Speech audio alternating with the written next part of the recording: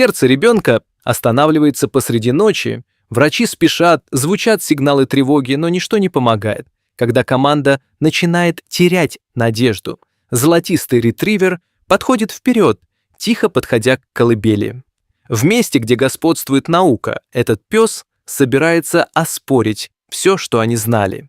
Это была тихая ночь в больнице Святого Андрея. Медсестры и врачи занимались своими делами, пациенты смотрели на экраны, но среди спокойствия что-то шевелилось. Золотистый ретривер по кличке Макс целеустремленно прошел через автоматические двери больницы, незамеченной. Его золотистая шерсть переливалась под ярким флуоресцентным светом, его мягкие коричневые глаза были полны сосредоточенности. Никто не ставил под сомнение его присутствие, возможно, полагая, что он терапевтическая собака или, может быть, бродячая собака, которая заблудилась слишком далеко от дома. Но Макс не бродил без цели. Его движения были точными, как будто он точно знал, куда ему нужно идти. Он шел по стерильным коридорам, его когти тихо щелкали по полу. Уставшая после смены медсестра заметила его, но ничего не сказала, только тихо вздохнула. Макс продолжал неотвратимо двигаться к своей цели, к отделению интенсивной терапии новорожденных, где маленькие жизни цеплялись за машины, борясь за каждый вдох. В одной из стеклянных камер лежал ребенок, хрупкий и неподвижный. Трубки и провода соединяли его маленькое тело с машинами, которые поддерживали его жизнь. Глаза Макса смягчились, когда он смотрел сквозь окно.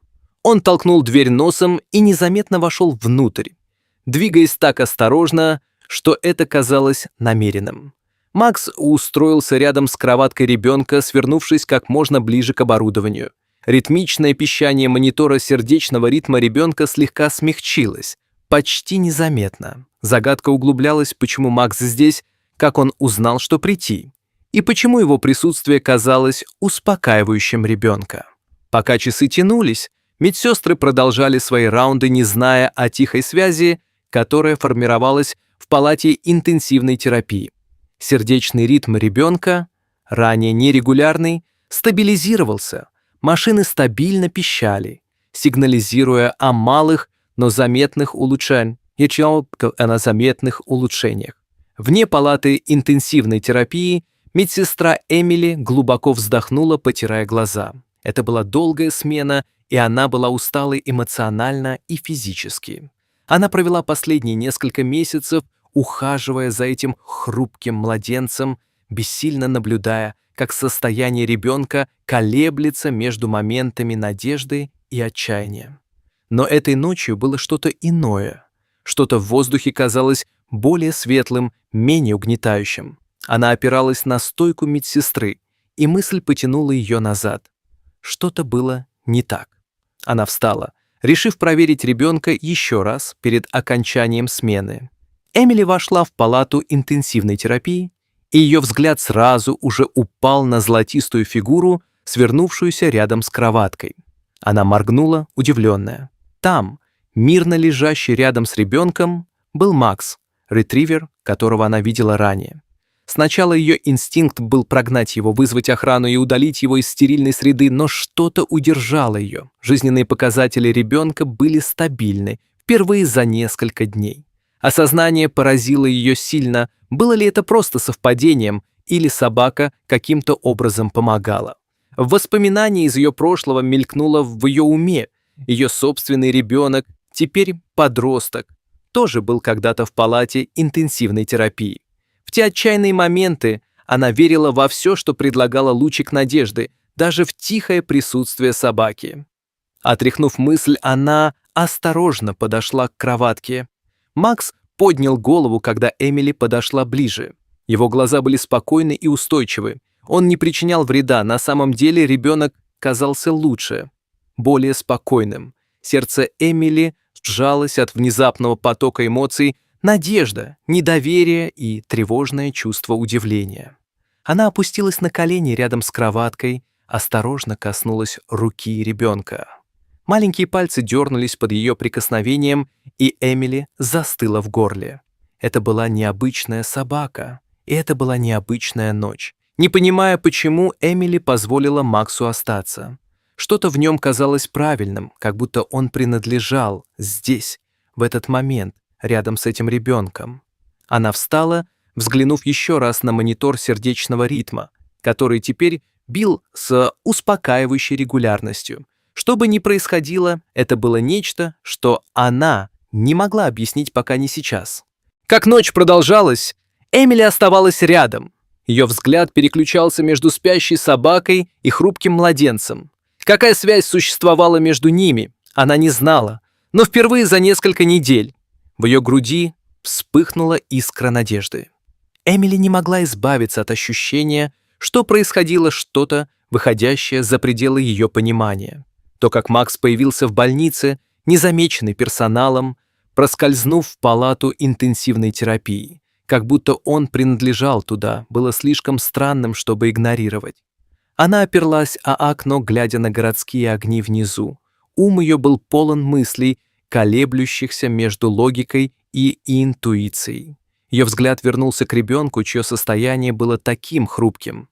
Сколько раз она стояла бессильно, наблюдая, как машины делали все возможное, чтобы поддерживать жизнь ребенка.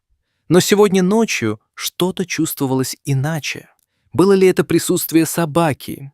Могло ли такое быть возможным? Мысли Эмили возвращались к своему собственному прошлому, воспоминаниям, которые она не позволяла себе вспоминать годами. Годы назад Эмили была в похожей ситуации. Ее собственный сын лежал в больничной кровати, цепляясь за жизнь после тяжелого приступа астмы.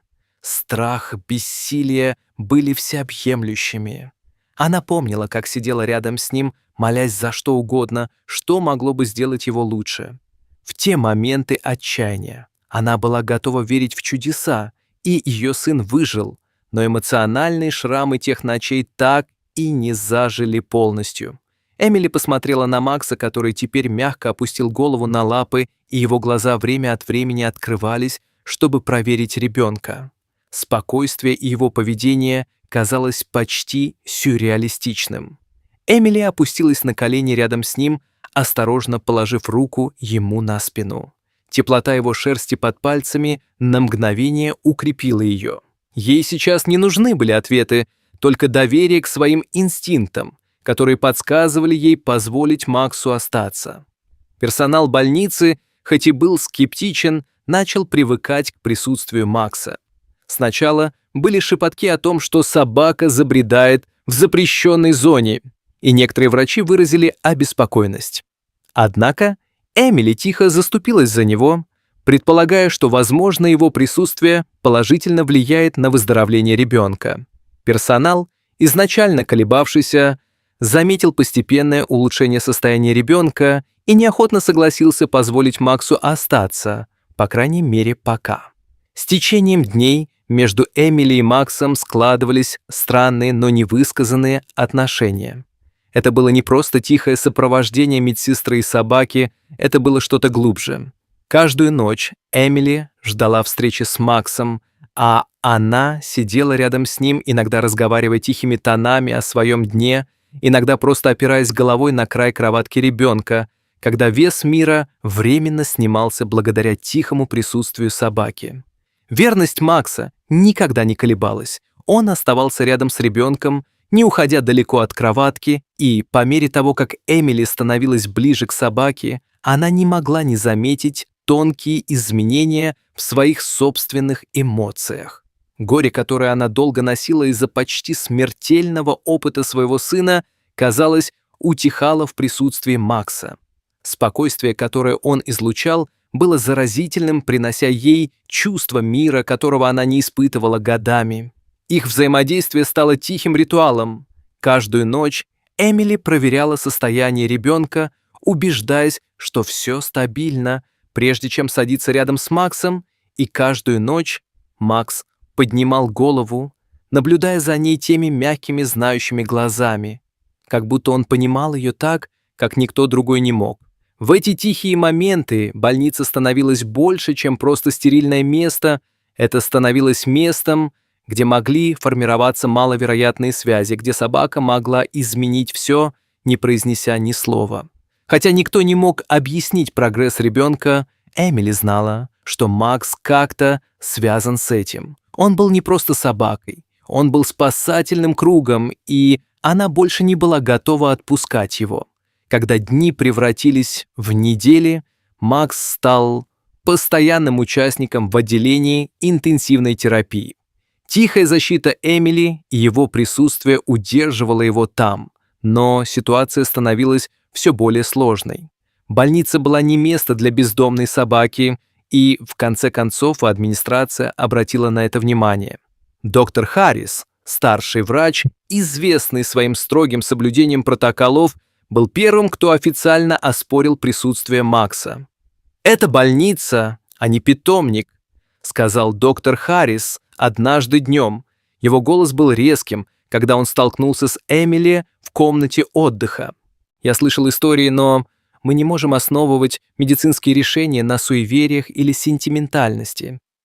Эмили напряглась, чувствуя вес своей ответственности как перед больницей, так и перед ребенком. Она понимала перспективу доктора Харриса. В конце концов, больницы работают на данных и правилах, но Макс был другим. Она не могла объяснить вот это, но она знала в глубине души, что его присутствие связано с выживанием ребенка. Каждый раз, когда Макс был у кроватки, состояние ребенка стабилизировалось. Каждый раз, когда он уходил, мониторы показывали признаки беспокойства. «Мы видели графики», — доктор Харрис ответила Эмили, сохраняя спокойный, но умоляющий голос. «Вы знаете, что ребенок улучшается, и Макс — часть этого. Мы не можем игнорировать это». Доктор Харрис скрестил руки, оставаясь неподвижным. «Нет доказательств того, что собака может исцелять пациента. Мы убираем его сегодня». Конец обсуждения. Сердце Эмили ушло в пятки. Она понимала, что больница связана правилами, но это уже было не только вопросом протоколов. Речь шла о жизни и смерти, о невидимых связях, выходящих за рамки медицинских учебников. Когда доктор Харрис ушел, Эмили села, охваченная чувством беспомощности. Макс был ее последней надеждой для ребенка, и теперь эта надежда ускользала. День, когда Макса должны были убрать из больницы, был напряженным. Эмили пришла рано, пытаясь оставаться профессиональной, но ее руки тряслись, когда она работала. Она не находила в себе смелости рассказать о судьбе Макса кому-либо, но здоровье ребенка снова ухудшалось, и тревога в отделении интенсивной терапии была ощутимой. Машины, которые дни были стабильными, теперь издавали неровные сигналы, предвещающие беду, которую никто не мог игнорировать. Эмили пошла проверить ребенка в последний раз, прежде чем Макса уведут, и, подойдя к кроватке, она увидела, что Макс уже там, лежит неподвижно, его глаза прикованы к ребенку. Он, казалось, чувствовал, что происходит, и Эмили разрывало сердце при мысли о том, что его выгонят.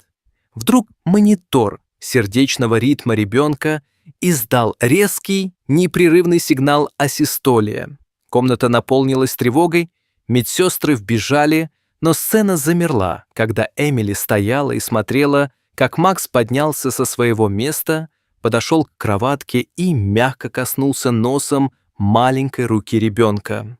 Затем, как будто под воздействием невидимой силы, монитор вновь заработал, медленно, устойчиво, возвращаясь к норме пульс ребенка. Комната замерла в тишине, Эмили задержала дыхание, не веря своим глазам. Персонал обменялся ошеломленными взглядами. Их медицинская подготовка не могла объяснить, что только что произошло.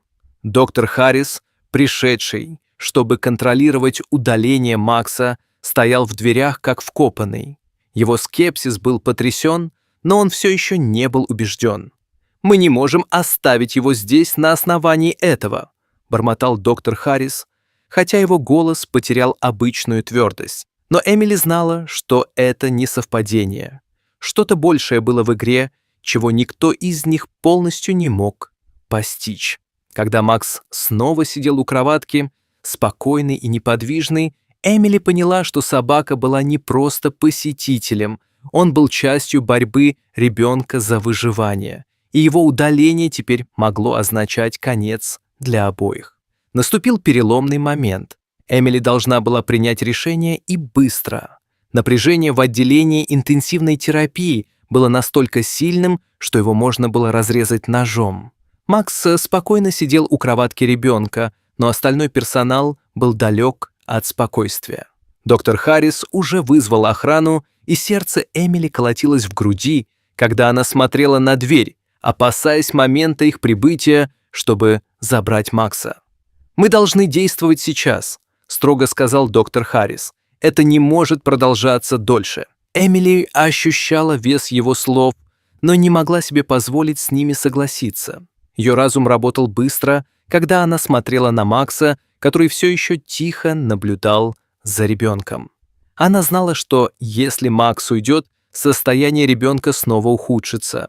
Все в ее сердце говорило ей, что присутствие Макса жизненно важно, что это что-то большее, чем наука или разум. Когда охрана прибыла к двери, Эмили приняла свое решение. Она не могла позволить этому случиться. С всплеском решимости она подбежала к Максу и опустилась на колени рядом с ним, своим телом создавая барьер между собакой и охранниками. «Пожалуйста, не делайте этого», — умоляла она. Голос ее дрожал. «Вы все видели прогресс ребенка, это настоящее. Мне все равно, нет ли научного объяснения, Макс помогает. Вы не можете его забрать». Комната затихла.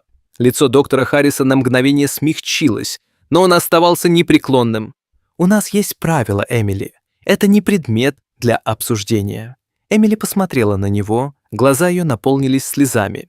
«Тогда я беру полную ответственность», — сказала она. Голос ее теперь был уверенным. «Если что-то пойдет не так, это будет на мне. Но я не могу стоять в стороне и смотреть, как умирает этот ребенок, когда я знаю, что Макс — причина того, что он все еще жив». Долгое время никто не двигался. Наконец, доктор Харрис вздохнул, потирая во фрустрации виски. «Еще одна ночь», — пробормотал он. «Но это твоя ответственность». Облегчение накрыло Эмили, когда она обняла Макса, шепча тихое «спасибо». Ночь тянулась медленно. Каждая минута растягивалась, казалось, на часы. Эмили оставалась у кроватки, наблюдая за показателями жизнедеятельности ребенка, которые оставались стабильными, пока Макс тихо лежал рядом. Напряжение, царившее ранее в день, сохранялось, но теперь здесь появился проблеск надежды, которого раньше не было. К утру произошло нечто необыкновенное. Ребенок, состояние которого долгое время было критическим, впервые открыл глаза. Эмили охнула, сердце ее замерло. Она вызвала врачей, и они вбежали, глядя в недоумение, как ребенок медленно моргал, его маленькая грудь поднималась и опускалась в устойчивом ритме. Макс оставался у ребенка, спокойный, как всегда, но Эмили чувствовала изменения и в нем. Казалось, он знал, что его работа выполнена. Ребенок был вне опасности. Врачи проводили свои тесты, перебирая все возможные объяснения, но ни одно из их медицинских знаний не могло полностью объяснить внезапное улучшение состояния ребенка. Доктор Харрис, ранее скептически настроенный, стоял молча, глядя на ребенка. В его выражении промелькнуло легкое удивление. Он ничего не сказал, но тяжесть его сомнений, казалось, уменьшилась. Через несколько дней ребенка перевели из отделения интенсивной терапии, и его состояние уже не было критическим. Макс, чувствуя изменения, мягко поднялся с места у кроватки. Он коснулся руки Эмили в последний раз, прежде чем тихо ушел из комнаты. Его задача была выполнена. Эмили смотрела ему вслед, чувствуя смесь благодарности и печали. Она никогда не понимала, что именно произошло, и, возможно, никогда бы не поняла, но одно было точно — Макс был рядом, когда это было важнее всего, предлагая вид исцеления, который выходил за рамки медицины. Когда больница вернулась к своему обычному ритму, Эмили размышляла о событиях последних недель. Связь между Максом и ребенком, хотя и необъяснимая, была реальной.